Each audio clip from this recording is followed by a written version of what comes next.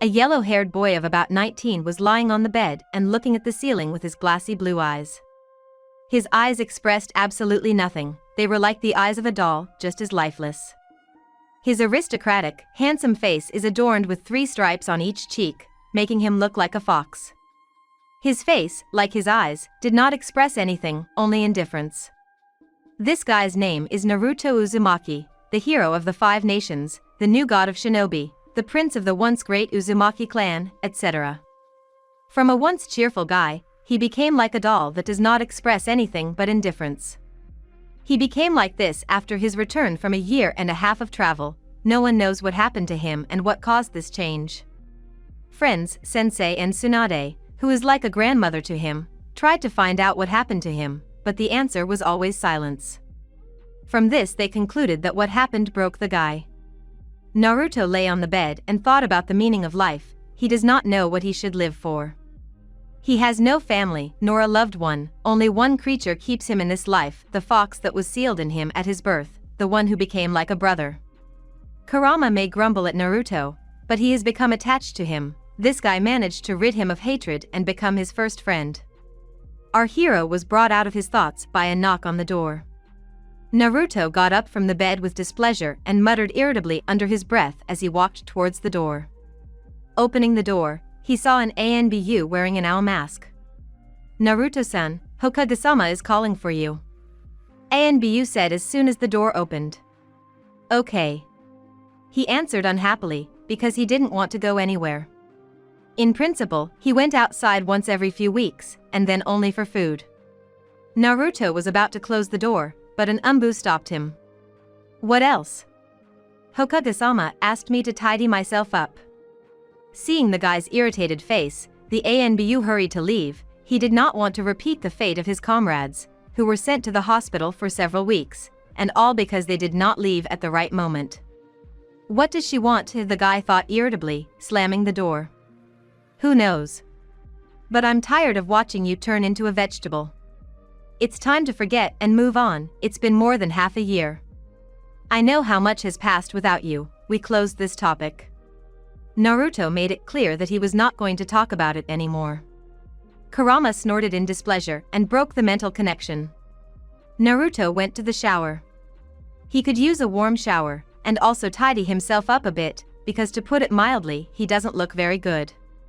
An hour and a half later, Naruto came out of the bathroom wearing only a towel on his hips. He put on a white t-shirt, and over it a black sweatshirt with a deep hood, and on the back was the Uzumaki crest.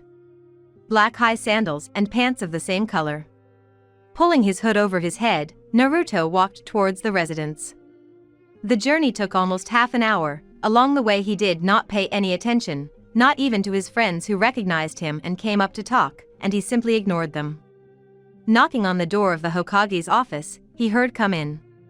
Naruto entered the Hokage's office where Tsunade was sitting at the table. The elders were standing behind her, and on the sofa sat a man of about 40 to 45 years old in expensive clothes.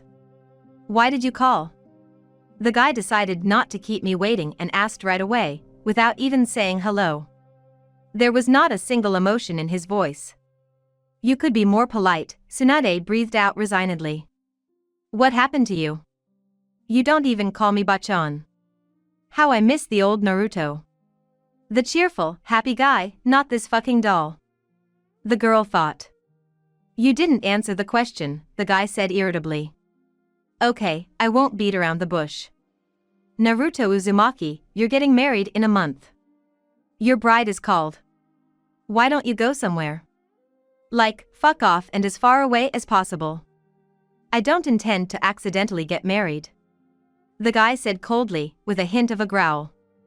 Then the door opened and a beautiful girl of about 17 entered the office. She had black hair down to her waist, black eyes, a sweet aristocratic face, a beauty, in a word. She was wearing a white dress with gold patterns, knee-length, with a small cutout on her third-size chest. On her feet were white shoes with a low heel. On her neck was a gold necklace in the shape of a fox's head. "Even on me, Naru?" He heard a melodic, beautiful and so familiar voice, from which his heart began to beat wildly. "Long time no see, little fox. I missed you." Ami. He said in disbelief, turning to the door where the girl was standing and smiling sweetly at him. So you haven't forgotten me, the girl said, making a guilty smile. Commentary on Part 1. Part will be released every 2 days, so there is no need to ask when it will be sold. Part 2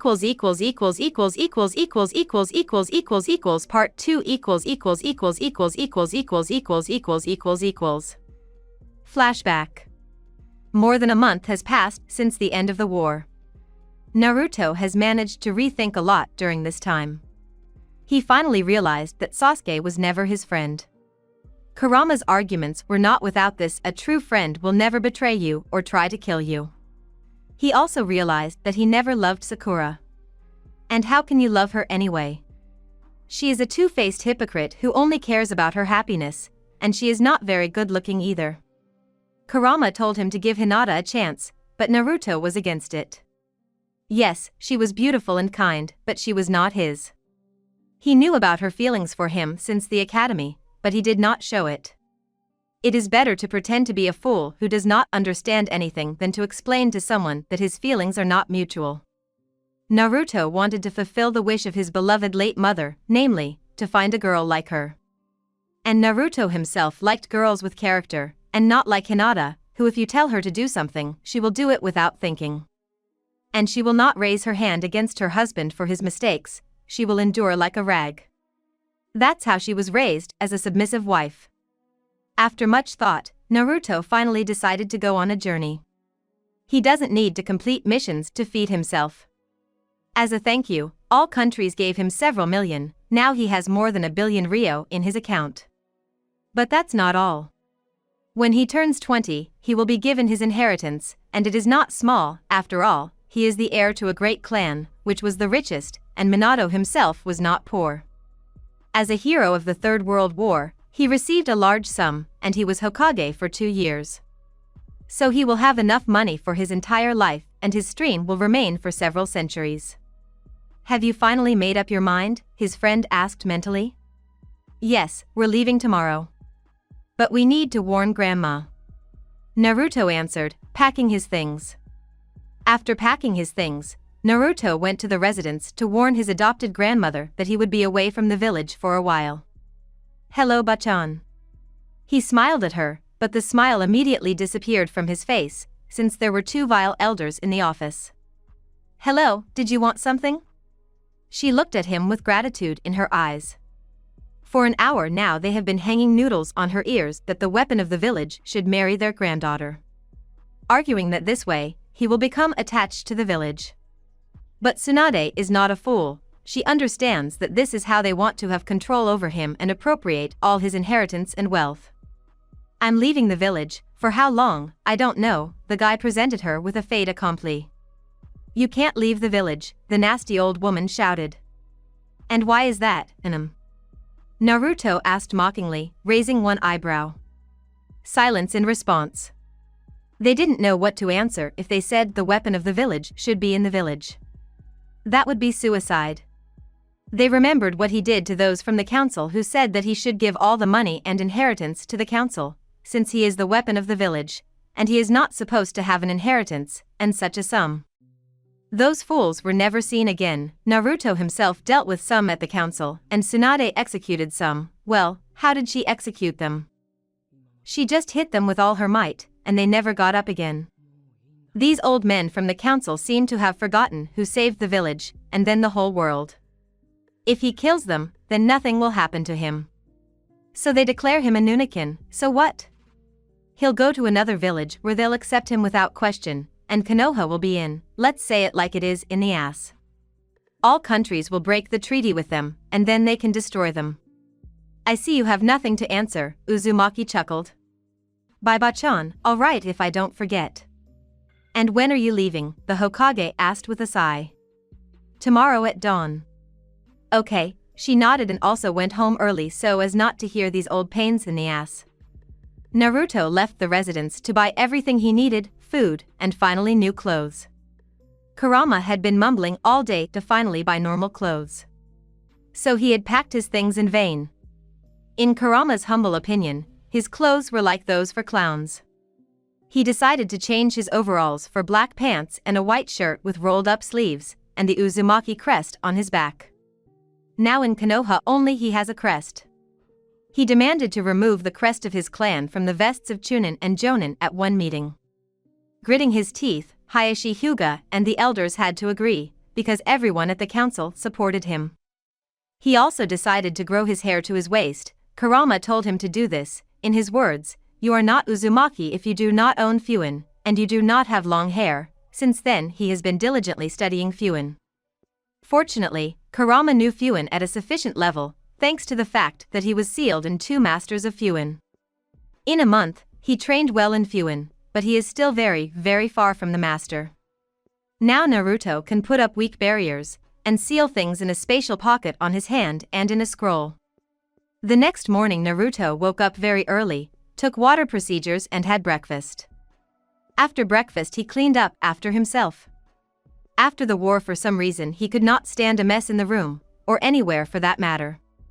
He put on his new clothes, threw his crimson cloak of the Sannin and a scroll like Jiraiya on his back and calmly walked to the gate.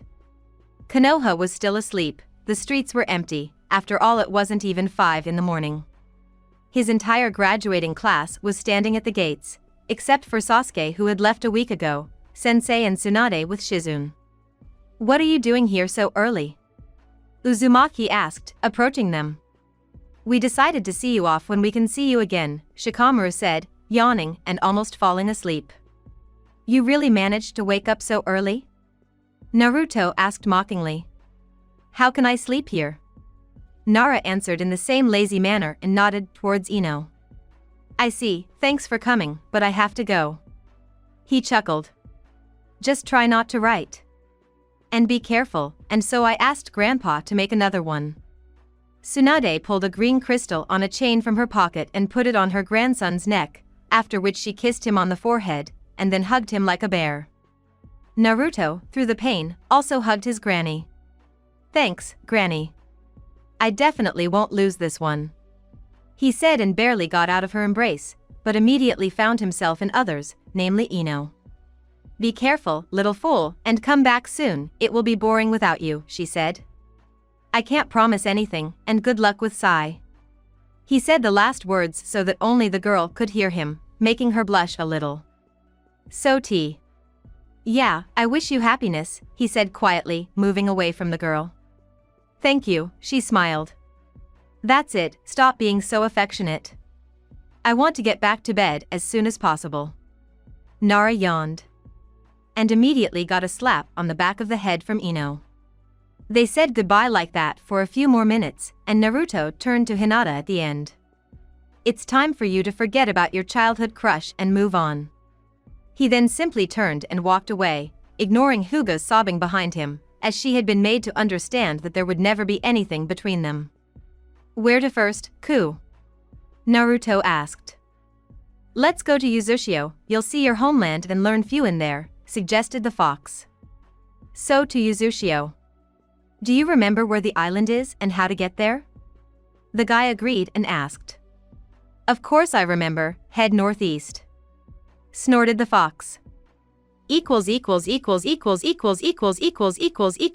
part 3 equals.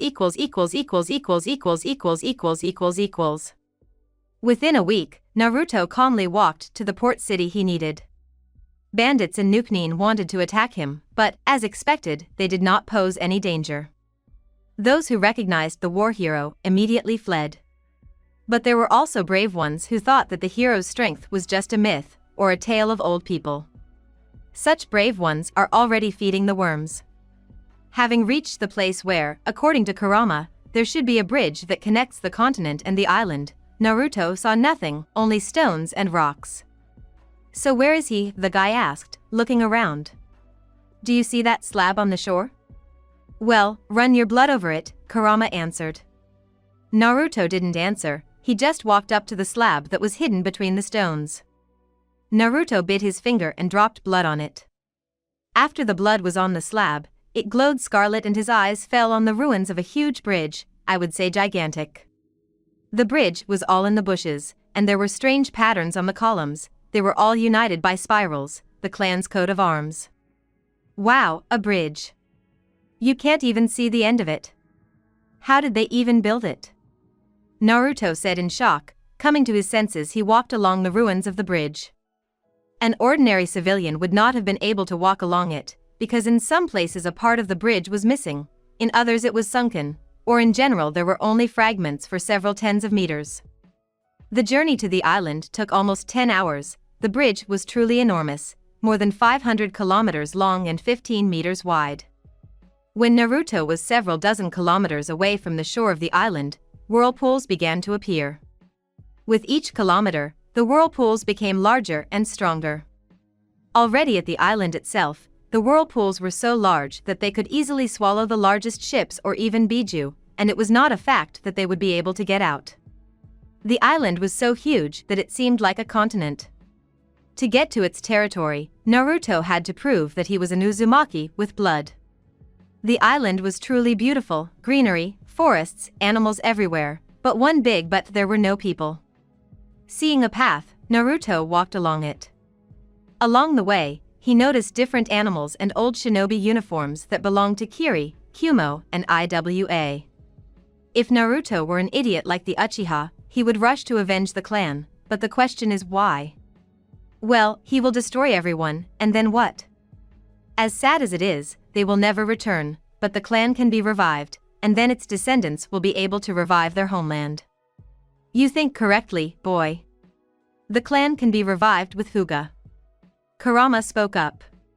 You're already fucking annoying. If you want to fuck her, then fuck her. Don't drag me into this. The guy shouted mentally. I'm tired of doing things for others and putting their happiness above my own. I don't intend to get involved with her and ruin my life. Okay, so what should I fuck right away? The fox snorted resentfully. As if I don't know you.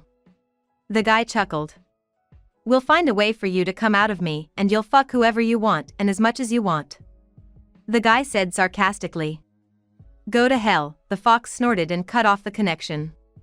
3 hours later, he finally got out of the forest. Finding himself on a hill, he began to look at the Uzumaki homeland. The Uzumaki village is an island in the inner part of the island. Only ruins remained from the once great village, which began to be absorbed by nature. He was unable to notice a single intact building. Sighing, he began to walk towards the stone bridge that connected two islands, on one of which was Uzushio. There were 10 such stone bridges with patterns and a spiral, and the strangest thing was that they were all almost intact. It would take 2 days at most to restore them. Naruto wanted to take the first step onto the bridge, but crashed into a transparent dome. Clicking his tongue, he bit his finger again and placed it on the column. The barrier let him in, and he stepped onto the bridge. What? He exclaimed in surprise. In front of him was a hole, as if new, bridge and equals part 4 equals. What? He exclaimed in surprise. In front of him was a hole, like a new bridge and 5 scarlet-haired guys who held their katanas at the ready and were ready to attack at any moment. Who is that? Said the leader among them, apparently. He had straight long hair down to his waist. Green eyes and predatory features. Akuma, be polite to your cousin. A voice was heard. A scarlet-haired man of about 30 came out of the destroyed village. Judging by their appearance, they were close relatives, possibly brothers. Sorry about my son.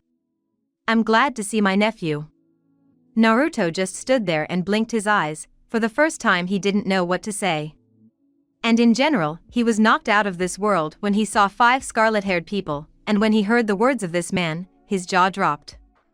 I understand your state, but pull yourself together. Putting his hand on the guy's shoulder, the man said, and then hugged him. You look a lot like your sister. By the way, my name is Orochi, the head of the clan and Kushina's older brother. How did you survive? Naruto asked, coming to his senses. Let's go to the village, then I'll tell you everything. Having proven to the main barrier that he was an Uzumaki, Naruto nervously stepped into the village. As soon as he entered the village, he got lost again. It was intact and incredibly beautiful. Large houses made of gray brick with symbols on them and a large red spiral. The roofs of the houses were made of red and blue tiles. Each house had a garden with flower beds, a gazebo, and some even had a sakura tree. The streets were strewn with flat stones, and very clean. There was not a single piece of trash. There were trash bins every 5 meters, flower beds near the building, and where there was more space there were trees. People walked calmly around the village. Here and there, small children with scarlet hair ran and laughed loudly. "Welcome home, Naruto," Orochi said, patting the boy on the shoulder. "How?" The only thing that was spinning in the guy's head, Naruto said out loud. "We were all teenagers, children or pregnant girls. We were saved by our clan summon, the lions. Unfortunately, they could not save everyone. Therefore, they saved only those I listed," the man said and walked forward. Nodding to the guys, they disappeared. "We lived in the summoning world for 17 years. When we returned, we began to rebuild our home. You were 4 years old then. I and a couple of Uzumaki came to Konoha to take my sister. But she died. We could have taken you, but the elder of the lions said that we cannot change anything," the man said regretfully. "We did not understand why, but we recently understood. And we knew that sooner or later you would come home." People looked at Naruto and his hair with interest. They thought that someone had managed to get through the barriers, but seeing their leader calmly walking next to him, they calmed down. Naruto walked with a thoughtful face and digested the information. Orochi walked silently and glanced at him. Even if no one in the world knows about them, they know everything that happens in the world, and what one of the clan princes became. Only a few knew what he looked like, and Orochi was one of them. It was hard for Naruto to realize that he had a living relative, not just one, but a whole clan, in which everyone considered each other as a relative. This is not surprising, because the Uzumaki are children of incest. Kurama, although not friends with his first Jinchuriki Mito Uzumaki, did not consider each other enemies. They could communicate normally and tell stories from life. Mito told him about the Uzumaki clan, and then he told Naruto, even joked that if Kushina were alive and he had a sister, then Kushina would have brought them together. Orochi opened the gate of a large mansion and let his nephew into the yard. The yard was well kept and very beautiful. Naruto managed to notice that the Uzumaki loved cleanliness and greenery, especially flowers, since they were everywhere, and a pleasant smell of flowers was in the air. The oak door opened and about 20 people appeared on the threshold. All were beautifully dressed, like the people Naruto had seen in the village. Among them, Naruto recognized the guy, his cousin Akuma, and 2 more guys from those who had met him. Among these people, there were only 5 people the same age as Orochi, 3 women and 2 men. The rest were small children from 2 years old to teenagers in their 20s. "I thought Akuma lied," said the woman with scarlet hair. She was an exact copy of Kushina, only her eyes were blue, not purple. "It's good to finally see you, Naruto," she said with a sweet smile. Naruto thought it was his mother, but noticing her eyes, he shook his head and simply nodded in greeting. Understanding their relatives' confusion, the Uzumakis did not pester him, but simply let him into the house. The house was huge, like a palace, and there were 5 such houses, if Naruto was not mistaken. Kushina's copy led them to the dining room, where food was already on a huge table. The children immediately sat down at the table. The oldest ones helped the smallest ones to sit down and carefully put pillows under them and sat down next to them. It was clear from the children that they wanted to question the new relative, but their parents forbade them to pester him. Although they were small, they were developed beyond their years, they understood everything and spoke clearly. Also, like all Uzumaki, they were very energetic, which is proven by the fact that they constantly jumped from foot to foot, and now they swing their legs and sway. Sitting down at the table next to Akuma and Orochi, Naruto was out of his element. It was understandable, he had no family or even relatives, and now they had fallen on his head. His elders understood him perfectly, since they were the ones who watched over him and were ready to save him at any moment. When he almost died in the Hozuki castle, they already wanted to cut out all the convents and take the body of their relative. But fortunately, some girl resurrected him. They always watched them, changing every 2 weeks. It hurt them to see his suffering and his loneliness, but they could do nothing. According to the elder of the lions, if they interfere in his life before he comes home himself, the world may perish. I think we should introduce ourselves. Kushina's copy began with a sigh. She didn't like this silence. My name is Kiyomi, I am your mother Kushina's twin sister. Orochi is my husband and older brother all rolled into one. You've already met my eldest son, Akuma. Kiyomi introduced herself. The rest of the adults followed suit. As it turned out, this is the main family. Kushina had 2 brothers, Orochi and Akihiro, who is married to his cousin Miko, the younger sister of Mito Uzumaki. Erashur and Aki, married twins, are the grandchildren of Ashina's middle son. All have 4 children, and some have 5. Naruto also learned that Shinigami gave them a soulmate mark after the attack. This mark shows who your soulmate is. All children have it and many are related to each other, and they do not care that they are brother and sister, for them it is normal. The mark appears at the age of 5. It does not forcibly connect your soul with someone, but only shows who your soulmate is, so as not to waste time. After all, the Uzumaki boys are slow-witted in this matter, and cannot pull themselves together and confess, but there are no such problems with marksmen. Erashur preempted Naruto's question, why don't I have it? He explained that his other half is not an Uzumaki, but his children will have this mark. At first Naruto felt awkward around them, they had known each other since birth, and he showed up here, but the Uzumaki did everything to make the guy feel at home, which is what Uzushio is. Over time, he began to get used to it and even talk to Akuma and answer questions from small children.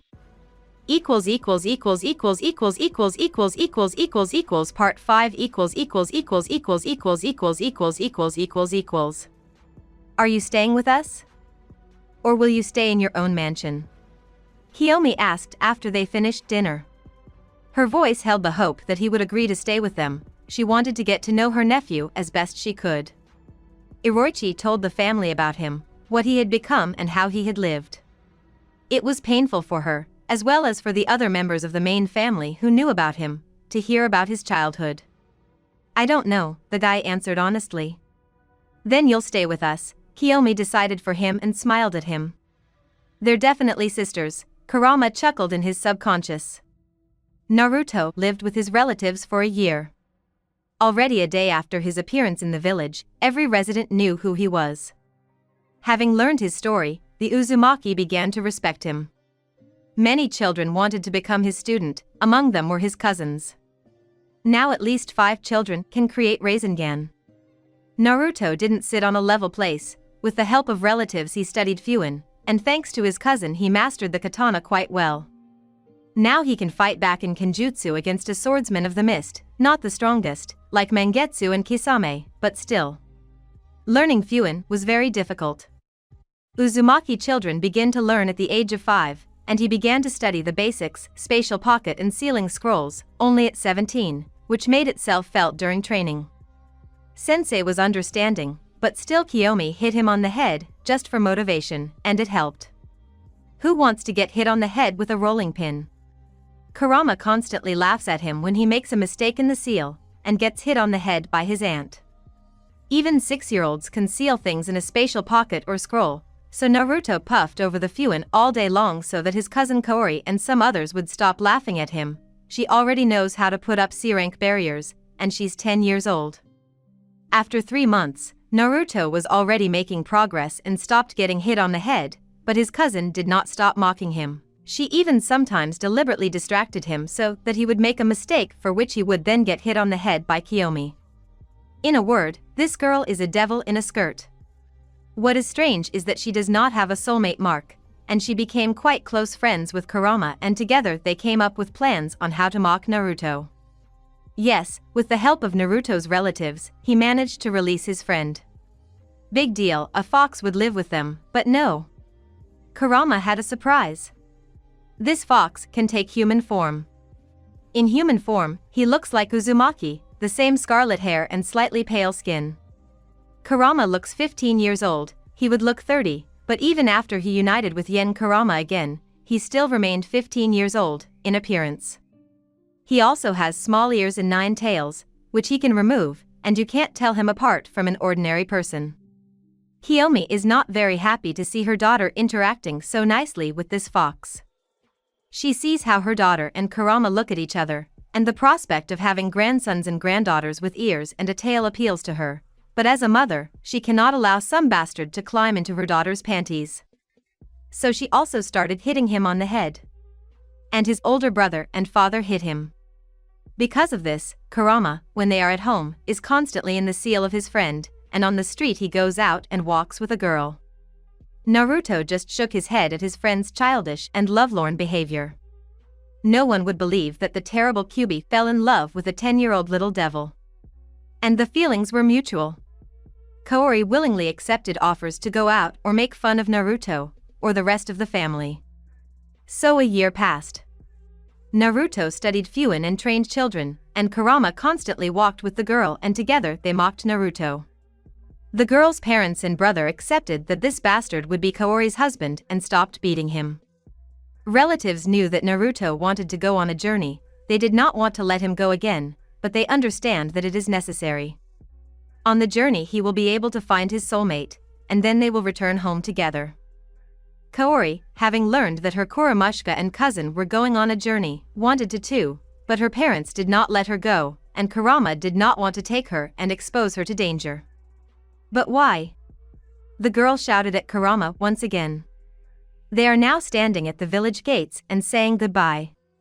Because it will be dangerous, and if the censors see a girl with scarlet hair and such a volume of chakra, they will understand that you are Uzumaki, and they will start hunting you. Kurama answered calmly. But you can protect me. The girl did not give up. Kurama sighed and nodded to himself. The girl was about to rejoice, but Kurama broke her. You won't go with us. He confronted her with the fact, seeing that she wanted to say something again, he beat her to it. But so that you don't get bored this year, I can send you to the world of Kitsune, my world. There you can train and become stronger, and you'll grow 2 years older. Kurama smiled. You're a booger, that's all you think about. The girl muttered quietly, so that only her boyfriend could hear her. They started dating a month ago. And you're going to put that mark? Definitely, my dear, Kurama smiled at her. You be careful, and keep an eye on this bastard so that he doesn't betray Kaori. Kiyomi said to Naruto, watching his daughter and Kurama hugging. Don't forget, a year at most, otherwise I'll find you, and you know what I'll do to you. She added, looking seriously at her nephew. She considers him her own son, and the fact that she beat him was only out of love. She had to motivate him somehow. Okay, but I don't think Kurama will look at another. I heard their conversation recently. Seeing the interested looks of his relatives, he hurried to explain. Kurama said that Kitsune has a marriage mark, it connects their souls. He told me that after the wedding night, the Kitsune's husband or wife will become half Kitsune. And Kaori talked him into putting this mark when she grows up. So that's it, said Oroichi, and put his hands on the shoulders of his eldest son and wife so that they wouldn't kill Kurama. But still, keep an eye on him. Okay. Naruto nodded. After talking with the others for a couple more minutes, they headed towards the couple. Hey Naruto, we're going to the Kitsune world for a month. Kaori will be coming with us. Kurama said as his friend and the rest of the main family approached them. Don't you understand? The girl's mother shouted. A rolling pin immediately appeared in her hand. Come on, Mom, don't start. I'm only here for a year, and we've already talked about this, said the girl. She, her mother, brother, and father had talked about her relationship with the terrible demon 6 months ago. If something happens to my daughter, I'll rip something off of you and shove it somewhere. Do you understand me, you long-eared bastard? Kiyomi hissed, looking angrily at her daughter's boyfriend. Kurama only chuckled, put his hands on the girl's and his friend's shoulders, and all three disappeared in white smoke. What a long-eared bastard. Equals part 6 equals. The Kitsune world was truly beautiful. There were flowers everywhere, giant trees that could hide Kurama in his beast form, soft grass, and the air was so sweet and clean that Naruto and Kaori couldn't get enough of it. When Uzumaki admired the beautiful clearing, Kurama led them in a direction known only to him. When they walked about 10 meters through the forest, two men with scarlet hair appeared in front of them. One had bloody eyes with a vertical pupil, and the other had blue eyes with the same pupil. Judging by their facial features, they were twins. The men bowed to the guests. "Hello Kurama-sama, he is the sixth." "No, Kuro, he is not the sixth, we are only here for a month, and the girl is here for 2 years." Kurama interrupted the man with red eyes named Kuro. "Sixth? What is it about?" Naruto asked, frowning.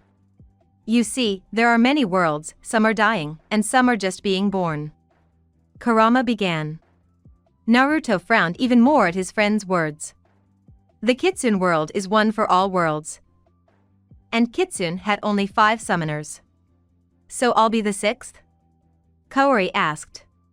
"No, only one person is worthy of becoming our summoner." Kuro cut her off, earning him an angry look from Kurama. "But I'm right Kurama-sama, only a child of the pro-dash." "Let's go," Kurama interrupted his justification. "Maybe you'll explain?" Naruto couldn't stand the 5-minute walk through the giant forest. He notices the looks of these men on him, they look at him appraisingly and as if trying to see something in him. Out of 1,000 worlds, only 5 Narutos from your world have been here. You would have become the 6th, too, but you signed a contract with those vile toads. Kurama grimaced at the last words.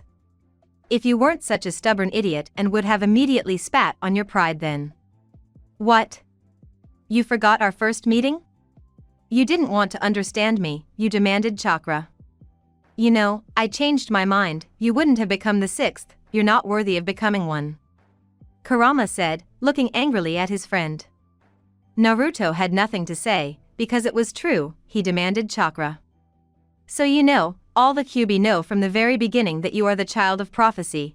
Some feel the darkness in your heart and don't even give you a chance to be friends, for example, Naruto/Izumo Uzumaki, or as he was called in his world, Scarlet Devil.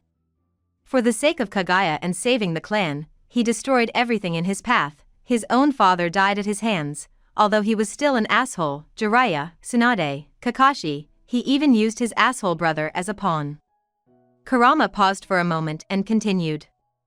"And people like you, even though you are kind, there is darkness in you. We give such a chance." "And these 5, what were they like?" asked Kaori. "You will have 2 years to find out, I'm sure Fiona will tell you about them." Kurama chuckled. They walked the rest of the way in silence. Naruto had to admit that Kurama was right, he was not worthy. After the bookmarks had flown off him after the war, he wanted to destroy Konoha, but Kurama stopped him, and he didn't want to harm Tsunade or destroy what his parents had given their lives for. That's why he went on a journey. Kitsune village was very similar to Uzushio. There were also flower beds and sakura trees everywhere. The streets were clean, and small children with ears and tails ran along them. The elders walked calmly and enjoyed the weather.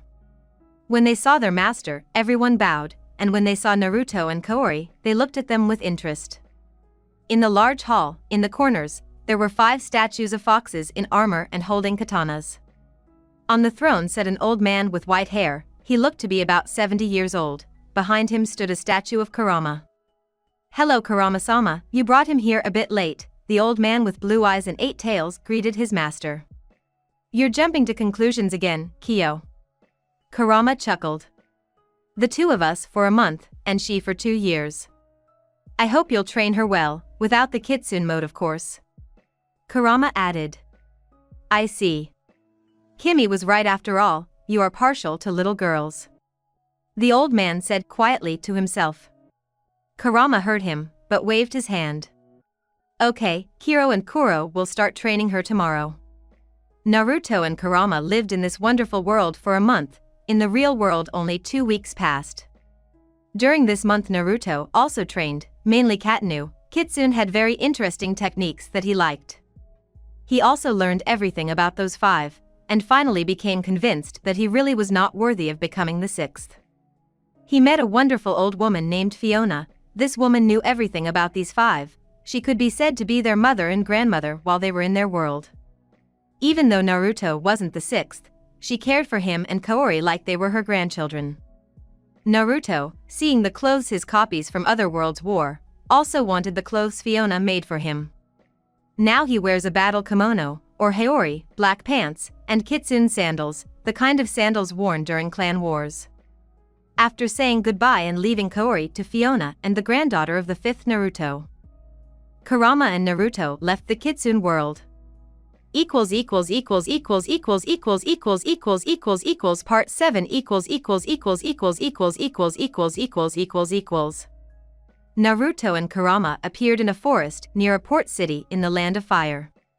Naruto unsealed the crimson cloak that Fiona had made for him and put it on. Kurama disappeared in a puff of white smoke. The Uzumaki had created a seal that Kurama could freely enter at will. Naruto decided to go to Suna to visit Gaara. In the port city, he bought supplies and headed towards Suna. POV Naruto. How boring the time passed, and Kurama has been sleeping for a week. On the way, I was attacked by bandits and missing Nin a couple of times, but they were already feeding the worms. I don't want to seem too arrogant, but even that damn Uchiha couldn't handle me. I would have killed him back then in our last battle, but something didn't let me fight at full strength. Kurama later explained to me that it was because of the caches. It turns out that I had a shitload of caches on, which is why I was so stupid, wore clown clothes, worked my ass off for the sake of the damned village, because of which the entire clan almost died. I learned from Ku that those bastards from the council and the 3rd somehow broke my mother's mental protection and put caches. Those bastards wanted to make a sow out of her. They even slipped her father under her so that the first child would be the firstborn of the Hokage. But these bastards screwed up. They thought they were controlling my father and would have an obedient Hokage in their hands, but no, he screwed them all. As soon as he mastered the Fuin at the proper level, he removed the bookmarks from my mother. But what would have happened if they hadn't died that night? I've been asking myself this question ever since I found out about it, and that was with the end of the war. The council would have wanted to implement their plans in any case. So I got carried away. So because of the bookmark, namely the attachment to the fucking Uchiha, I lost my hand, but thanks to Grandma, I still have it, the hand, although at first it was terribly white, like those Zetsu parasites, but Aunt Miko turned out to be a very good doctor, and the Fuin works miracles, one seal and some machinations of Auntie and voila, I have a normal hand. She even somehow created bones. In general, at first I was in shock from the Uzumaki's ability. They are able to heal such wounds that only Granny with her Byakugo seal, which Aunt Miko and Aki owns, can. Aunt Kiyomi does not own it, she does not have such good chakra control, and she is not an Irionin, she specializes more in Fuin, and she also has the most terrible weapon, no, not a rolling pin, which I probably kissed 1,000 times, but bronze chakra chains, or simply Kongo Fuso. Honestly, she is incredibly creepy in Berserker mode, as I myself called this mode, when she was angry with me and my cousins. Well, so what if we were late for a family dinner, no big deal. But no, she did not agree with us, and the rest of the female part of the family is no different from her if you are late for dinner, lunch, or, Shinigami-sama forbid, screw up. Once a month it's better to keep as far away from them as possible, otherwise you're screwed. BRRR. I always think about what my life would have been like if my parents had survived that night and escaped from the village to Uzushio. I think I would have been happy since childhood. I would have had brothers and sisters. But that will not happen. I will not have brothers and sisters, and my parents are dead. I have to live on, with a new family and create the kind of family I dream of, big and strong. It's a pity that I was not as lucky as the 5th, he got a chance to have the family I dream of, and he himself acquired a large family of his own. But as I said, we need to move on. I could answer, or rather feel sorry for Hyuga, but why? She's not as innocent as she seems. I sense greed and duplicity in her emotions. Kurama senses it too, but the bastard constantly teases me to give her a chance. Fuck you. I don't want a wife who will fuck Kiba while I'm on a mission or business. Niji, her second fucker, died.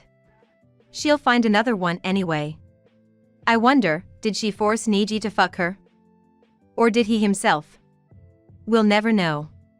To be honest, out of all the Hyugas, I would only give a chance to Hanabi. She is quite cute, beautiful, even those nasty eyes suit her and make her cuter, and I did not feel any bad emotions from her. But I am not a pedophile like Kurama, she is 5 years younger than me. Although why a pedophile?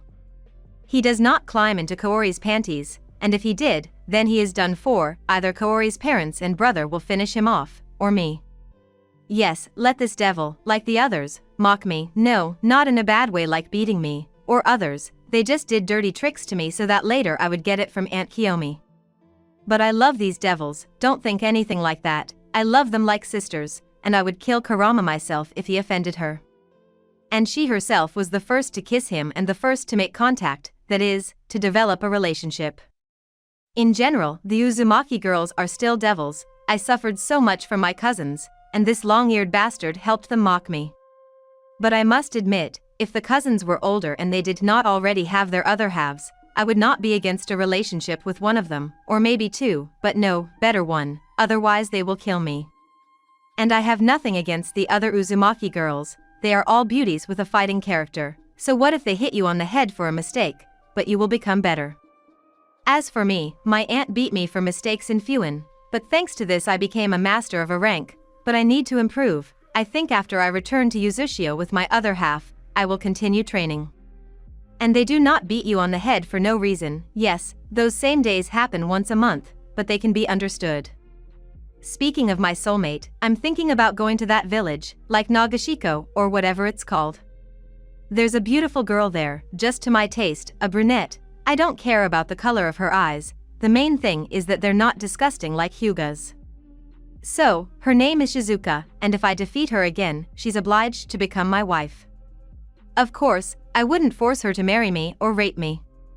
In Uzushio, I was taught not only Fuina, but also the traditions of the clan, and for Uzumaki, women, children and our blood are sacred. But as I said, I'm only thinking about it if I don't find someone, or if no one hooks me in the last 6 months. It's been a month, I'm in no hurry, I still need to take a closer look at girls. I don't want someone who will love me only because of the power and glory that she received, and for her to love me as I am a bit of an idiot. Those who care only about power and glory, that is, a lot of money, especially in Konoha. Almost every girl has been hitting on me since the war, some while I was in the hospital after surgery on my arm tried to climb into bed, or brazenly climbed into the shower. Do they really think that if I fuck them, I will definitely take them as my wife? If she was the one I felt something for, then yes, but otherwise no. Here is another city, now I am somewhere in the middle of the land of fire. The city is called Takiro, SOSO name. It is already dark outside, after all it is almost midnight, I need to find a hotel quickly. Walking along the main street, where almost no one walks, I stopped abruptly. Why, you ask? Because with the help of apathy I feel not the best emotions, namely obscenity and anticipation from 5 guys, maybe men, and wild fear from 1 girl. Combining these emotions, I can safely say that they want to abuse the girl. I felt all this in a small alley to the right of me. Looking there, I saw nothing. Putting Ku chakra into my eyes, I was able to see 5 assholes who surrounded the girl. One of these assholes, I can't call such people anything else, I immediately became convinced that they wanted to mock this girl or woman. So, one of these assholes was about to rip her dress, I immediately found myself next to him and grabbed him by that very hand and pressed on it with all my might, because of which his bones cracked. These freaks immediately jumped back, didn't even lose their heads, so they weren't the weakest shinobi. They took a stance and prepared their katanas for battle. What do you want? If you wanted to have fun with such a beauty, you could only S. The words of the biggest freak of them pissed me off. I was imbued with the ideals of the clan women, blood and children, that's everything. I'm ready to kill even for a stranger, and what if it's my other half or a child? I can say for sure the world is fucked. In the blink of an eye, I was in front of him with a ready Rasengan and slammed him right in the place he thinks, in the groin. That asshole flew into the wall and started roaring in pain. Serves you right, bastard. Taking out my black katana, which Akuma gave me, I blocked the attack of the katanas of two assholes. Mentally created the ladies' Gudo and gave them the command. Two black balls, which were not even visible in the darkness, cut off these assholes' dignity. I will not finish them off, let them die slowly and painfully, because if you do not have the yin-yang verse, you are fucked. Having pushed these assholes back to their main asshole, I found myself behind the fourth one. The ball had already done its job. I simply hit him in the back with all my might, so much so that the crunch of bones was heard. Looking at the girl, I was dumbfounded. That first asshole whose arm I broke stabbed the girl in the heart area with a kunai, and he held the girl's barely alive body as a human shield. This freak didn't even have time to open his mouth, as he was deprived of his head with the help of a black ball. I quickly picked up the girl in my arms and disappeared into a whirlpool of water. Before that I made a deep cut with the help of the ball on the main condom. Part 8 I appeared with a girl in my arms near a cave in the forest. It's good that I noticed her when I was walking. But I need a hotel room. She'll have to lie in bed for a few weeks anyway, if she survives. So away with bad thoughts. Having created a clone, I sent him back to the city to find a hotel, and I went into the cave with the girl in my arms. If I were that guy with the stash, and if my relatives hadn't taught me to control myself in any circumstances, I would have started to panic. In the cave, I created another clone so that he would make a fire so that the girl would not be cold. Having unsealed a futon from the seal, I spread it out and laid the girl on it, and still decided to wake up Kurama. After all, he understands medicine better than me, and chakra is suitable for such purposes. I'm already awake, you did a great job on them. Just as I wanted to wake up this fox, he himself spoke up. So much the better. But his words made me a little nervous. I can't help with chakra. Since I don't feel any chakra in her, she either didn't awaken the hearth itself, or it wasn't there to begin with. If you give her my chakra, she's guaranteed to die. What should I do? I asked, looking at her nervously. She is incredibly beautiful. I am not afraid to admit that she is the most beautiful girl I have ever seen. And I have seen many beautiful ones. The same Tamari, Ino, Tsunade, Mei, the Uzumaki girls and many others. She had jet black hair that glistened from the fire. Smooth skin, neat facial features, a slightly pointed chin. Neat black eyebrows, lush eyelashes. A neat little nose and slightly plump pink lips. I can't say for sure about the skin color, as it could be so pale because of the kunai wound. Remember what your aunts taught you. Kurama's voice distracted me from looking at this beautiful girl. I also heard Kurama's chuckle. It's good that he didn't start making fun of you. Open the bandages, ointment, in short, everything that your caring aunts gave you for the road. I did just that, printed out everything my aunts gave me. They take care of me like their own son. Is that family? Yes, that's right. This year has been the happiest in my life. I could be myself. I found real friends who don't care who I am and who is sealed inside me. In Konoha, my friends are friends with me only because I am a Jinchuriki, and when I came of age, I would take the post of the head of the Uzumaki clan. That is, if I found out about the Uzumaki clan.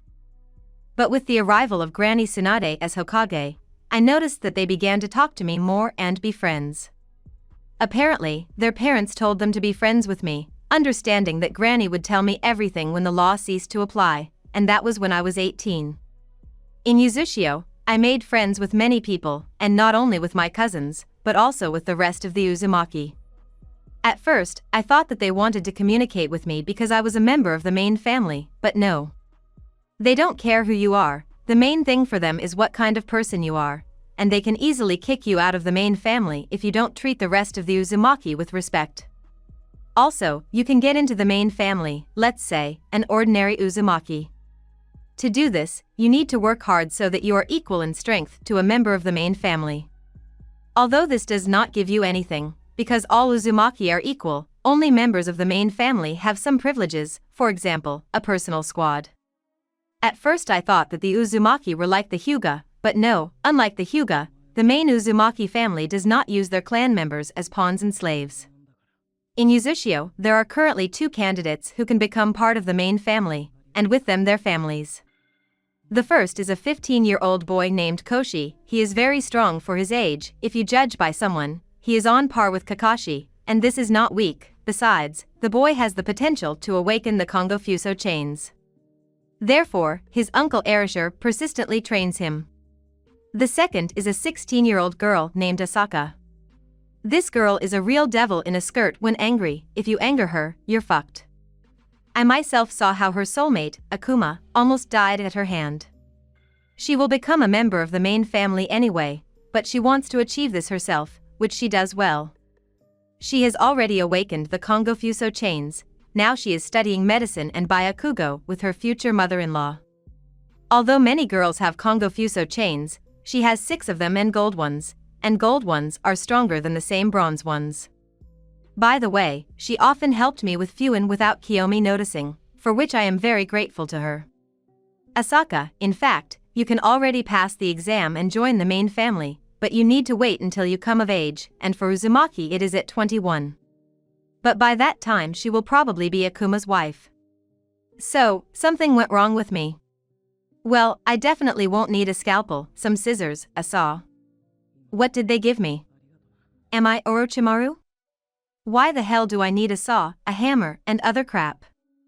I only left bandages, ointment, some bottle of water that says against bacteria, just like for the stupid. Oh well. What now? I asked Kurama. So. Kurama in kitsune form came out of the seal and squatted down in front of the girl's body, who was breathing harder and harder, and her dress was already sticky with blood. A minute had passed, but it felt like an hour. We'll have to take off the dress. And don't call her pervert. In order to save her, we'll have to get rid of these rags, so what if we rip the dress to shreds? She'll get another one later. Kurama said before I could get angry. He's right, you can barely see anything. If it weren't for the fire and Kurama's chakra in my eyes, I wouldn't have seen anything in this darkness, and I won't even mention the wound. Her dark blue dress had turned black from the blood, hiding the blue of the dress. After my nod, Kurama tore her dress to the navel with a kunai. Holy shit. How can I treat her if I can't take my eyes off her size 3 breasts? It's good that she's at least wearing a bra. But to my regret, or to my happiness? That bastard stuck a kunai into her right above her left breast, and in order for us to be able to treat her, we'll have to rip the left side of her bra. Kurama did just that, he tore the bra with a kunai. It's good that it was dark and he probably couldn't see my red face. Shaking my head so as not to stare at her bare breasts, I took off my cloak and covered my right side, and my stomach, leaving only my left breast and head exposed. Ku chuckled mockingly. What a fox, he noticed. Kurama soaked his hands with his scarlet chakra and ran his hand over the area of his left hemisphere. He frowned for some reason. I don't like this, not at all. The vital organs are not affected, but the kunai is soaked in some kind of poison. Can we somehow get it out of her, or get an antidote? I asked, frowning. We don't have enough time to look for an antidote, and you can't extract the poison, since you were only taught to bandage wounds and basic medicine. You need an A-rank medic at least. Oh my. And why am I so worried about her? She's basically a stranger to me, but looking at her, for some reason it hurts. She looks so defenseless and fragile. I can get to him. But I don't like his butt. She might die because of my chakra. In general, the chances of her survival are very small. The poison has almost reached the heart. And my power, that is, this mark, I asked, remembering my mark in the form of a sun on my palm. With its help, I can help her. Same thing, she won't be able to withstand such chakra. But we can try something, Kurama said, looking at me seriously. Just talk already. While you heal her with your mark and chakra, I can transplant your cells to her, that is, a piece of your flesh, and transfuse your blood to her. She has little of it. So there is a chance that she will survive. Kurama explained and began to wait for my decision. I looked at the girl whose eyes were closed, but you could see that they were running in different directions. Also her breathing became uneven, and as if she was suffocating. Okay, let's go. I nodded confidently. Realizing that they would cut off a piece of my flesh, I took 2 pills that my aunts also gave me. I hoped they would relieve the pain. Unpleasant sensations when a piece of flesh is torn off you, even what your aunts put on cannot block the nerve endings. Very strong pain when the wound begins to heal, in the place of the cut flesh. After Kurama cut off the piece of flesh, he stuck a needle with a thin transparent tube into a vein on my left arm, and he stuck a second needle on the other end of the tube into a vein on the girl's right arm. My blood immediately began to flow through the tube to the girl. Kurama took a new scalpel and looked at me. After I nodded and settled more comfortably near the girl and prepared my right hand, on which the mark was, I nodded. Kurama abruptly pulled out a kunai, and I began to feed chakra into the mark, and then to the girl. Even though I have my eyes closed, so that it would be easier to concentrate and not be distracted by her chest, but I feel how much pain she is in and how she writhes. Opening my eyes, I saw that Kurama tied her with his tails and injected her with liquid from one syringe. After all, what Auntie put in was useful. The girl immediately calmed down and her breathing became more stable. Now I did not close my eyes, but watched Kurama's actions. He carefully cut off a piece of flesh on her chest, not paying attention to the golden chakra and purple liquid that came out of her wound. Having cut off a piece of her flesh, Kurama took the needle and thread that my clone had prepared. The poison had already stopped coming out and her breathing had become more stable, but I didn't stop transmitting chakra to her. Kurama stitched up the wound quite skillfully, then took my flesh and began sewing it to the girl's wound. Part 9 The operation took about an hour or 2. I honestly can't say for sure, but it was quite long. Kurama did everything carefully, and I treated her with my golden chakra. Surprisingly, my flesh is almost invisible on her, probably because of my chakra and blood.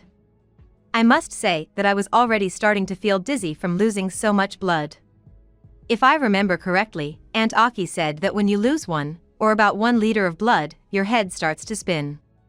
And the transfer of chakra plays a role here. I have been continuously treating her and transferring chakras for a long time now. I still don't understand why I'm so worried about her. I have a feeling that I've known her all my life. Nonsense. I'm seeing her for the first time. But I like her, well, definitely in appearance, but what is her character? If she's like the 2 personal Hyuga, that is, a wimp at first glance, then, well, fuck it. Or like the stupid Haruno. Brrr Shinigami-sama forbid, I'll regret saving her if she has such a character. Better like Ino, Tsunade, Tamari, or the Uzumaki girls, that is, combative, and for them to have brains. Why do I even think about her character? After all, as soon as she gets better, we'll leave her. Or do I subconsciously not want to leave her? No, that's nonsense. I couldn't just lay eyes on her. So what if she's a beauty with a good figure, fragile and so defenseless that I want to protect her in front of everyone? Oh my. Is it really that passionate? Okay, I'll figure it out later. Now this is bad, why did she become so pale? Like chalk. What's wrong with her? I asked Kurama worriedly, who applied purple ointment to the wound and took a bandage to bandage her wound. Right now, her body is trying to cope with your cells. Oh, I don't like the way he said it. And he said it as if she had no chance to survive at all. That's bad. Come on, bitch. Was it good before? This is not the time to be indignant. She started coughing up blood and shaking as if she had been struck by lightning. Hold her tight. Kurama ordered me, and I did so. This was not the time to argue. I have a feeling that if she dies, a part of me will die too. Okay. That's not the point. Instead of bandaging her, Kurama stuck the bandage, in her teeth. Probably so that she wouldn't bite off her tongue. God, what power! Where does she get so much power from? And she's as cold as ice.